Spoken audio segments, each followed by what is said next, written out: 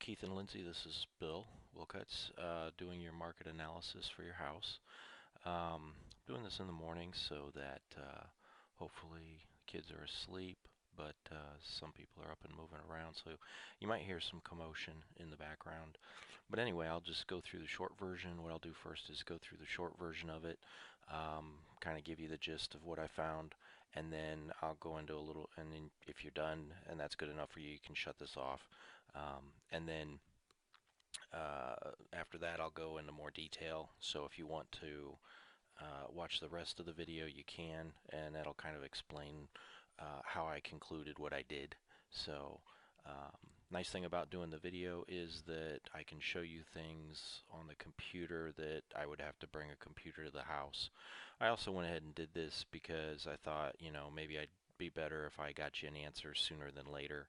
Um, if you wanted to meet, that's fine. We can do that. But I thought I can email this to you, the video link to you, and then you guys can watch it as soon as you're able, so you have a quicker answer. So anyway, basically here's the details on your house, information that I pulled from an old listing.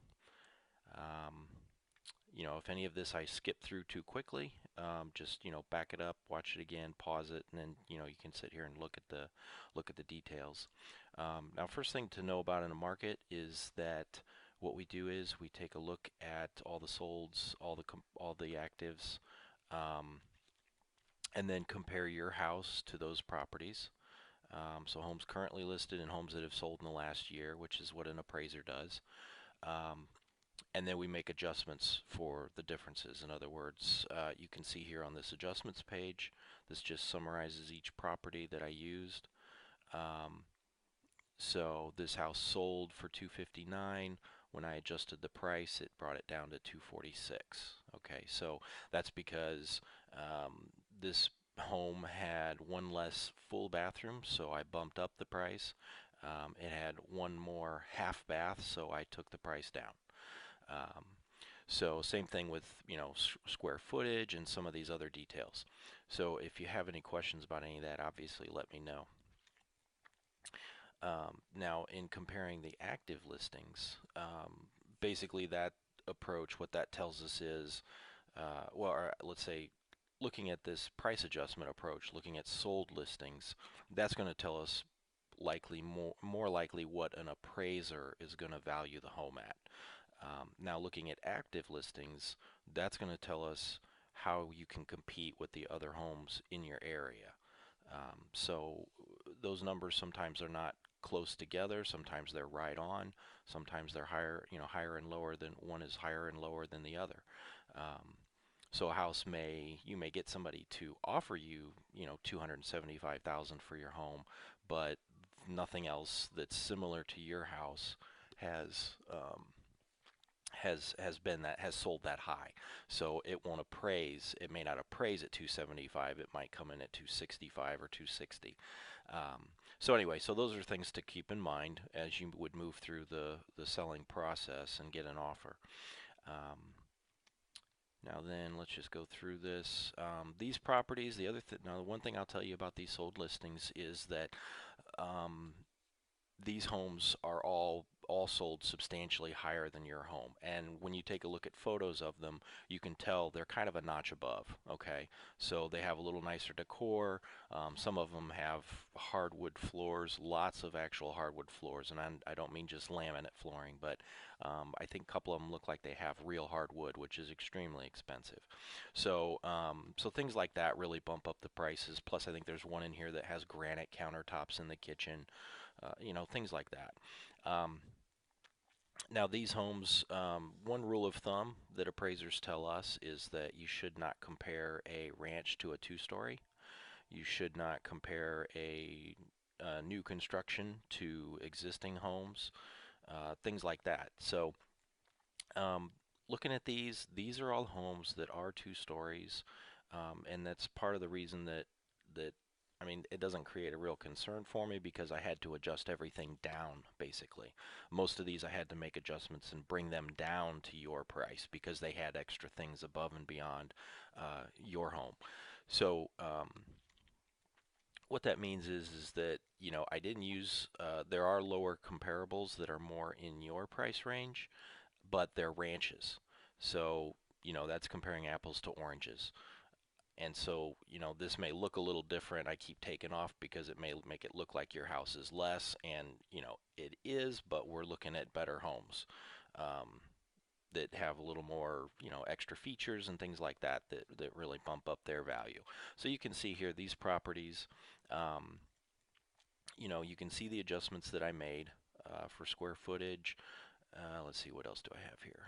Overall decor, I just kind of took a look at the house and the photos and saw the different trim work, things like that, the flooring, and just took off for the fact that your home did not have these certain things in it. Um, some of them had kitchens in the basements or wet bars. So some of them were, some were simple, some were very, very nice. So I just kind of made a best judgment call there on what that would do for value. So you can kind of see these homes here, and I'll show you these in the second part. I'll go through some of these, and you can actually, I'll flip through the photos and kind of point out some things. I'll also send you these listings as well, so you can take a look at them. I'll send you all this information so you'll have it and you can look at it. Now, like this one here, I took off 40,000 for decor. I think this particular house on Bellini had hardwood floors, a lot of hardwood floor, and I mean real hardwood. So I mean, really, you can just tell by looking at photos, it's a nice house. Um, I mean, it's a really nice house. Um, so here's a comparable report. This is basically a column format where this is your property here on the first column, and then these are the other homes and the differences in the specifics as far as square footage, bedrooms, bathrooms, price per square foot, garage, so forth. And then the adjustments are here again at the bottom that were made on each property. Okay, so for these different characteristics, these are the adjustments that I made. Typically what we do is when we do an adjustment on square footage is we'll take the price per square foot, take 25 or 30%, and then multiply it by the difference. So, um, if there's a difference of 300 square foot, take 137, take 137 times 25%, and then there's your number. So hopefully that helps. Here's the second page. You'll have this to look at. Again, your property here in the first column, and then the other properties uh, with their details. Now here's what they call a comparable report. This is just basically averages, high, low, which I don't really want to take put too much focus on this because these properties' actual sale prices were actually much, much higher by 75 and 100,000 more than what you guys paid for this house in 2012. No, I think it was 2013. So anyway, this is another averages, median kind of stuff. Here again, for this scenario, because these properties are priced so much higher, kind of irrelevant. Um, Now here's a property statistics graph, which here again, this one I don't really like to pay much attention to. The graphs just are made to make us look really smart. Um, This particular one, like I said, here again, because these prices are so high, average selling price 307. That's those homes. That's not where yours is. The other thing I'll tell you is that you guys are in Sorrento, and the impression that I'm getting, I even checked with my broker about this, and asked her, and she said that when I do this, I should only use comparables from within Sorrento. Okay, because I think um, Sorrento is a neighborhood that's really kind of sought after above and beyond other homes. So I think that really kind of brings up your value a bit. Um, so it's a nice neighborhood, and so people are attracted to it. Now this particular chart here, not really going to go into the graph a whole lot. It just shows the numbers below. But the one number that I think is really important here is this adjusted price. So after I've made all the adjustments and then we calculate some averages, we've got a low and we've got a high, and then there's the average. And that's kind of where I came up with that 260 number. 260,000. So what I'm saying here is that I think that probably a safe bet would be that the house would appraise for 260, given the current market additions. So I think that's something you could put some stock in. Now here's a map. Obviously your home right here in the black icon, and then the other homes and where they're located. So they're all right in Sorrento, very close together. So like I said, I sent you that email last night.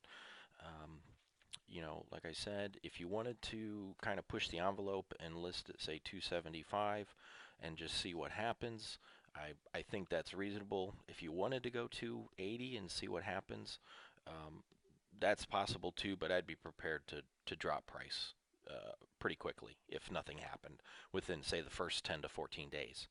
Um, Now, like I said, the average adjusted price was 260,000. I think that's a pretty decent number. Um, so I also would expect actually to probably get an offer between 260 and 270. Now it could be lower. Here again, we're in this seller's market. People are just throwing prices out there to see what they can get. They're throwing it out there to see if it'll stick to the wall. And sometimes it does, sometimes it doesn't. I've had a listing recently. I thought, maybe we could get 75 or 75,000, 80,000. No, actually, I thought we could get 85 maybe. So we listed at 85, and we've had to drop it down to 75, and we got an offer at 70. Um, so that's just an idea of what sometimes can happen. Now, worst case scenario, I think probably 250 is probably worst case scenario, and I would be really surprised if I'd be shocked if it sold for less. Um, so anyway, I hope that helps. Like I said, here's the short version. I'm going to just continue on. If you want to stop right here, no problem. Let me know if you have any questions, but I'm going to move into now taking a quick look. I'll take a quick look at the net sheet, and then I'll move into going into more of the details. So here's a quick net sheet that I put together in Excel.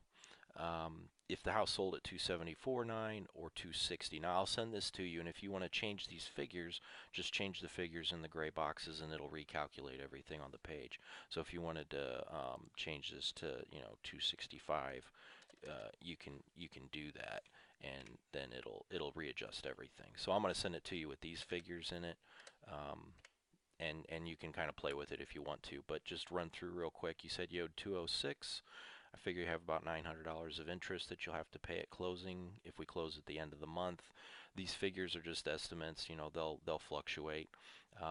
Property taxes, I couldn't get the most recent, so I just went off the old listing in 2013. My computer won't pull up the Allen County data for some reason. So anyway, so survey, closing costs, deed, so forth, title insurance that you'll pay for. That brings these subtotals out here. A home warranty, I don't really expect somebody to ask for a home warranty, but they might. The house is only, I think, 11 years old. So everything's 11 years old, so it really should be, everything should be in decent shape. No worries there. Now, if you're getting to 15, 18 years old, somebody might ask for this in case a furnace goes out, something of that nature, or the roof starts to leak, because roofs are kind of at the end of their life at about 22 years in this area. Definitely getting up there in 25-year mark.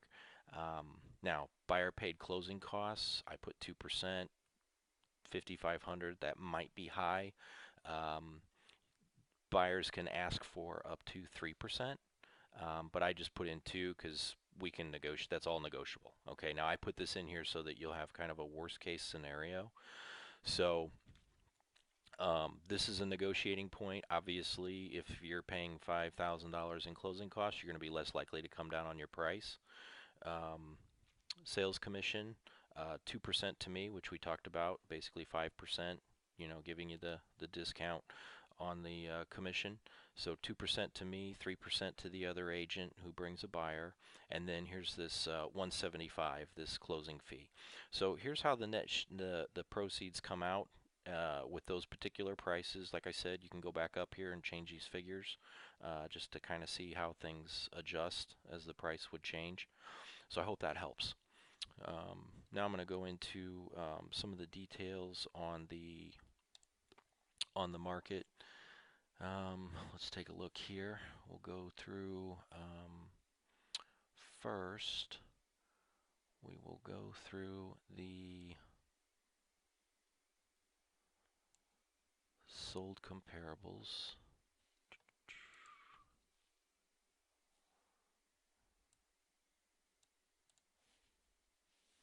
And what I want to do is just kind of flip through some, flip through some quick photos. I'll start with kind of the higher priced homes. This one, I think this was the nicest home. So, you know, as you go through, I'll send you these as well. But as you go through, if you want to stop and look, just get your finger on the pause button, and you can look at them. Very nice porch.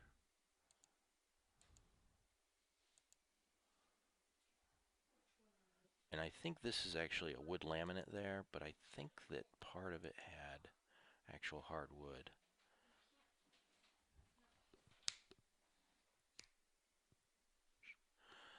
And so very nice kitchen. Get some better pictures. You can see the pillar, just kind of some extra things. Now I think that I'm pretty sure that's granite. That's solid granite. So that's obviously gonna bring the style of the home up a notch or two. Um, Very nice kitchen. You got the double ovens. Those are extremely expensive, especially in the stainless steel.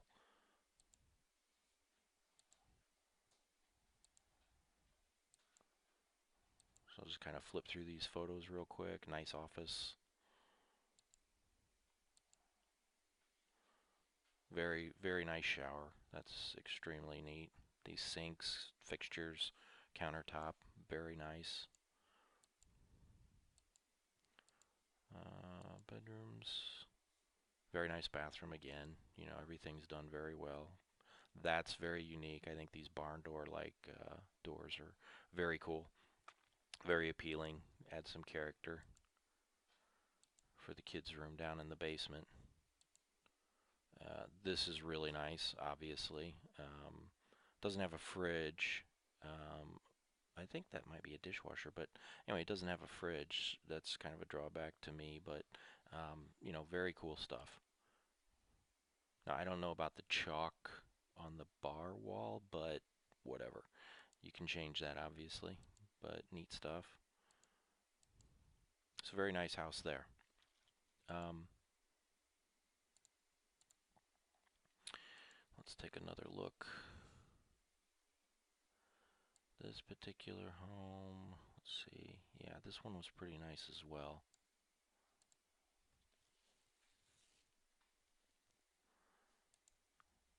There was one. Yeah, now I think this is actual hardwood. Uh, Kind of a neat backsplash, Formica countertops, nice appliances, very nice cabinets, and I think that's actual hardwood there, and there's a lot of it. Um, I don't know if that's a helicopter pad or just the patio, but either way, you can land your helicopter there if you need to.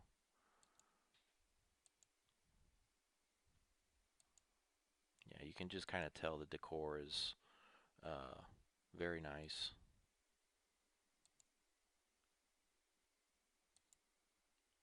Fireplace right there in the kitchen,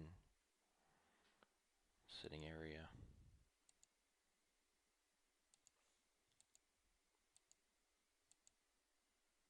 Hmm. Kind of a neat bathroom.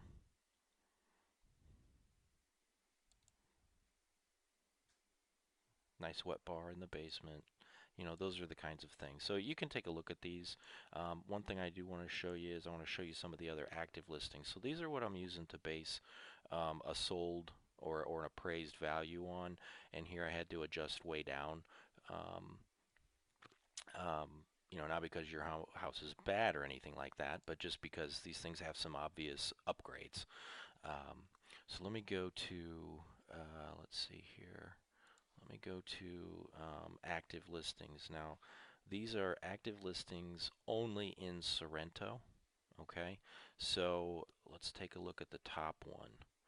Now what I try to do here is I try to look at these and compare your home to them, because that kind of sets a ceiling and it kind of sets a floor. Okay, so you know your house might be better looking than this one down the street, and they're at 260, so obviously we can go higher with your listing and still be competitive with them, with the neighbor basically. So let me go through here. Now, a couple of these I wasn't too impressed with. I mean, they were nice homes, but your house obviously had more to offer. Now, it's a walkout basement, probably a little more appealing. Now, I think this is a Lancia home. That closet there is a typical thing that Jim Lancia does. I only see that in his homes. Now, Lancia, I'm not saying I'm not saying Lancia homes just kind of don't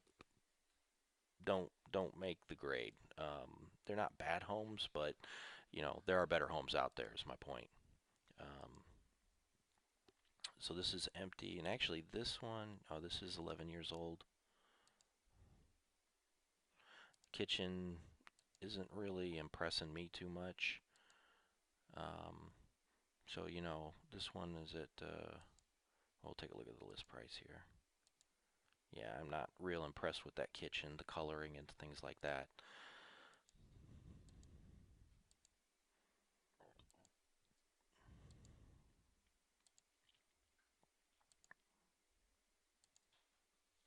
Okay. So he's got that at 289, 290. You might be able to compete with that house. Now it's a little bigger, um,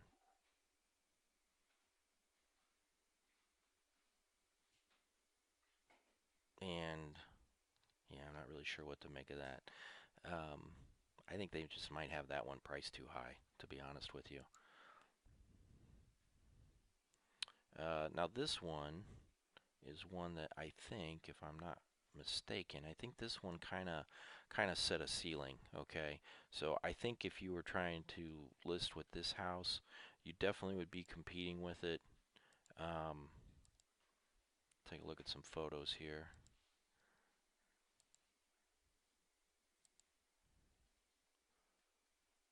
Yeah, now this one might be pretty comparable for you, for your home. Um, you know, it's very nice. I think I know the builder on this one. In fact, I might have actually sat an open house on this house. Um, um, I think the builder's name is Jeff Godfrey. Um, and this is very typical, this closet of his. He puts these high up shelves and things. So this is definitely one of his houses. Very well built. Definitely one of the better builders out there. But anyway, so this just kind of gives you an idea. Plus, oh, I know what it was. This view, this is what it was. This one I think kind of puts it over the top as far as value. So this is why this one's probably listed at 280, and also why we would have to go at 275 if we were to list yours, or 270. I mean, that's just really spectacular. Um, so you know, and people will pay more for that, obviously. So so anyway, plus you got a walkout basement. So there's some things there that kind of, you know, put it a little bit above yours. Um, in my opinion, you know, not that there's anything really wrong with your house. It's just, you know, there's a couple things here that are very nice that kind of give it a step up. So now the other thing was I did look at some houses. Is that right? Yeah, I did look at some other homes, and they were these are listings in the area that may not be in Sorrento, and I took a look at a few of these, um, and I'll send you some of these, probably these few here, but just to give you an idea, let's just take a look at one here at 265. Okay, now that's a brand new home. Okay, so let's take a look at this. This one actually does not even have a basement, but this is brand new. So for 265 and no basement, this is kind of what's out. This is what's out there. Now that's a laminate floor. Looks very nice though, but it is a laminate floor. not solid hardwood. And I think this actually, now I don't know why they would do this, but they took pictures and put them out there with no carpet. But I think this is also another one built by Jeff Godfrey. This just looks like his floor plan. Um, and then here again, this one has granite countertops. So, you know, it's got no basement, but an extremely nice kitchen. Um, Granite countertops. Now he doesn't put in appliances because sometimes they get stolen. He'll leave the refrigerator out, but he'll put in the oven and the dishwasher.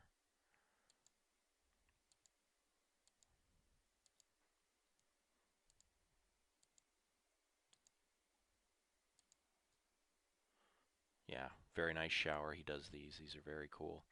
Um, Shower surround, tiled surround. He does a lot of block glass in the bathrooms when he has a large window in the bathroom as well.